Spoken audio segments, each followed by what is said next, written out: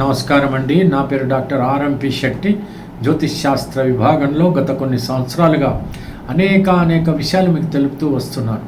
మీరు చూస్తున్నారు, అనుసరిస్తున్నారు, లాభపడ్డారు. అయితే ఇప్పుడు నేను చెప్పాల్సినటువంటి ఒక ముఖ్యమైనటువంటి విశేషం ఏమిటంటే, కుంభరాశి వాళ్ళకి మరి 2025 సంవత్సరం జూన్ మాసంలో మాస ఫలితం ఎలా ఉంటుందో తెలియజేస్తున్నాను. జాగ్రత్త వినండి.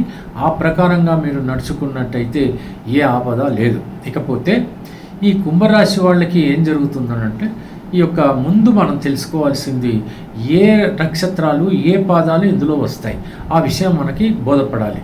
ఏ నక్షత్రాలు వస్తాయంటే, ధనిష్ట నక్షత్రం 3-4 పాదాలు, ఆ తర్వాత శతభిష నక్షత్రం 1-2-3-4 పాదాలు, ఆ తర్వాత పూర్వభాద్ర నక్షత్రం 1-2-3 పాదాలు మాత్రమే ఇందులో వస్తాయి. అయితే ఇప్పుడు గ్రహగమనాల విషయంలో కనుక తీసుకున్నట్టయితే చాలా గొప్పగా 4 గ్రహాలు మారిపోయినాయి. మరి ఈ యొక్క కుంభరాశిలో ఉన్నటువంటి శనైశ్వరుడు మీనరాశిలోకి 29వ తేదీ మార్చి 2025 ప్రవేశించాడు.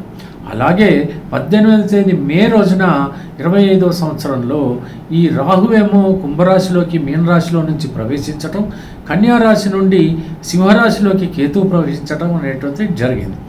14వ తేదీ మే 2025న ఈ యొక్క గురువు అనేటువంటి గ్రహం ఏదైతే ఉందో వృషభ రాశిలో నుండి మిథున రాశిలోకి రావడం జరిగింది. ఇక శుక్రుడు అంటారా, మీ ఇక్కడ మేషరాశిలో ఉండటం, రవి బుధులేమో వృషభ రాశిలో ఉండటం, నీచ కుజుడు ఈ యొక్క కర్కాటక రాశిలో ఉండటం అనేటువంటి జరిగింది.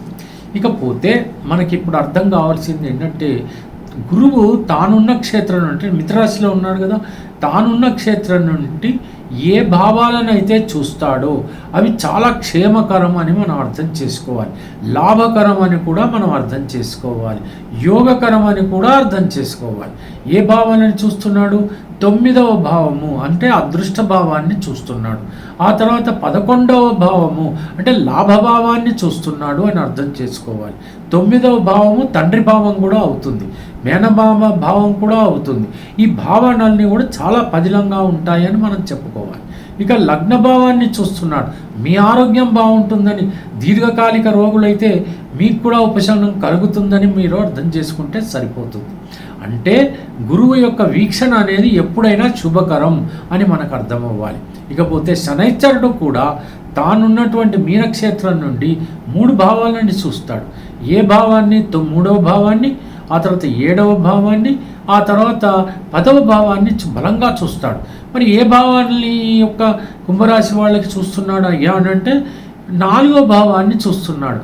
గృహంలో ఏ రకమైనటువంటి అశాంతి ఎప్పుడు ఉండదంటే శనైశ్వరుడు చూస్తున్నాడు. కాబట్టి అశాంతిమయం కాకుండా ఉండాలంటే క్రమశిక్షణ కలిగి ఉండాలి. ఎందుకని? ప్రతి వ్యక్తి కుటుంబంలో క్రమశిక్షణగా ఉంటే మాత్రమే ప్రశాంతత అనేటువంటిది ఉంటుంది, లేకపోతే కోల్పోతారు. ఎందుకని?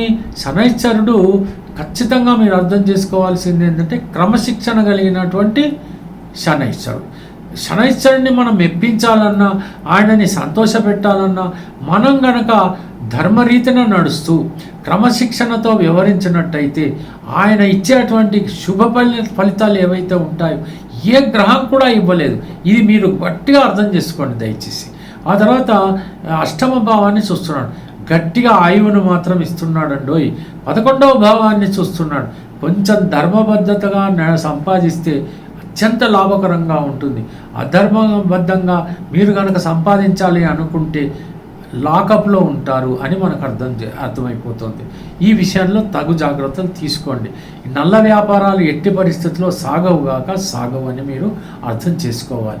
విదేశాలకు వెళ్ళాలి అనుకుంటున్నటువంటి వాళ్ళు, మీకు అర్హత ఉంటే, మరి ధన సమృద్ధి ఉంటే, అంటే ఆ రకమైనటువంటి ధన సదుపాయం ఉంటే ఖచ్చితంగా వెళ్ళండి, పర్వాలేదు.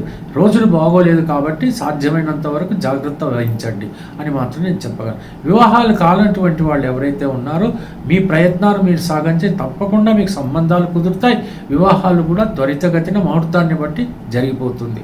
ఇకపోతే సంతానం విషయంలో ఏమీ ఆందోళన పడాల్సినటువంటి అవసరం లేదు. ఈ మాసం అంతా మీకు ఖచ్చితంగా లాభకరంగానే ఉంటుంది. క్రమశిక్షణ వదిలిపెట్టకపోతే చాలు, ధర్మబద్ధంగా నడిస్తే చాలు, అంతే. మీరు చేయాల్సిన పని ఇంతే. ఇక భక్తి విషయంలోకి వస్తారా, హనుమాన్ చాలీసా చదవండి, అది ప్రధానం. రెండోది ఏంటంటే దత్తాత్రేయ స్వామి కానీ దక్షిణామూర్తి కానీ అష్టోత్తరం చదవండి. ఈ మాత్రం మీరు చేయగలిగితే ఈ మాసం అంతా కూడా మంచి కలుగుతుంది, శుభాలు కలుగుతాయి, ఆనందంగా బ్రతికేస్తారు, సంతానం బాగా చదువుకుంటారు, భార్యాభర్తల మధ్య అన్యోన్యత బాగా ఉంటుంది, విచిత్రమైనటువంటి విషయాలన్నీ చూస్తారు, వస్తు సేకరణ కలుగుతుంది. మరి ఇంకేం కావాలండి? ఇంతకంటే చాలా అద్భుతంగా ఉన్నటువంటి పరిస్థితుల్లో మీకు కావాల్సిందేంటి? ఇదే కదా, శుభాలే జరగాలి కదా, ధన సమృద్ధి కావాలి కదా, అనుకున్న పనులు అనుకున్నట్టుగా జరగాలి కదా, ఇవన్నీ జరుగుతున్నాయి కదా. ఇంకా ఏమాత్రం ఆందోళన పడాల్సినటువంటి అవసరం అస్సలే లేదు. హ్యాపీగా ఉండండి, ఆనందంగా ఉండండి, అలా గడిపేయండి చాలు. ఉంటాను మరి, నమస్కారం.